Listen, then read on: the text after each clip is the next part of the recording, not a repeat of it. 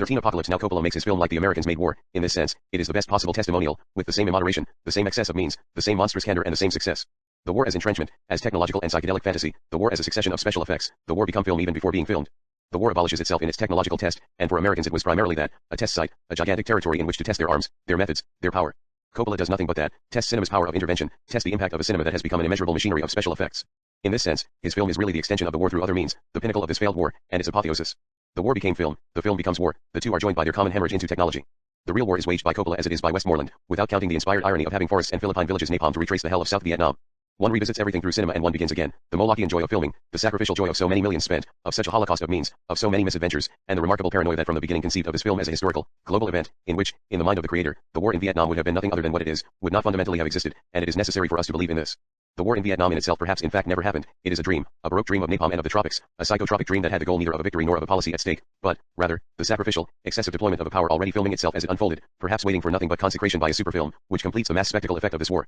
No real distance, no critical sense, no desire for raising consciousness in relation to the war, and in a sense this is the brutal quality of this film, not being rotten with the moral psychology of war. Coppola can certainly deck out his helicopter captain in a ridiculous hat of the light cavalry, and make him crush the Vietnamese village to the sound of Wagner's music. Those are not critical, distant signs, they are immersed in the machinery, they are part of the special effect, and he himself makes movies in the same way, with the same retro megalomania, and the same non-signifying furor, with the same clownish effect in overdrive. But there it is, he hits us with that, it is there, it is bewildering, and one can say to oneself, how is such a horror possible, not that of the war, but that of the film strictly speaking? But there is no answer, there is no possible verdict, and one can even rejoice in this monstrous trick, exactly as with Wagner, but one can always retrieve a tiny little idea that is not nasty, that is not a value judgment, but that tells you the war in Vietnam and this film are cut from the same cloth, that nothing separates them, that this film is part of the war. If the Americans, seemingly, lost the other one, they certainly won this one. Apocalypse Now is a global victory. Cinematographic power equal and superior to that of the industrial and military complexes, equal or superior to that of the Pentagon and of governments. And all of a sudden, the film is not without interest, it retrospectively illuminates, not even retrospectively, because the film is a phase of this war without end, what was already crazy about this war, irrational in political terms, the Americans and the Vietnamese are already reconciled, right after the end of the hostilities the Americans offered economic aid, exactly as if they had annihilated the jungle and the towns,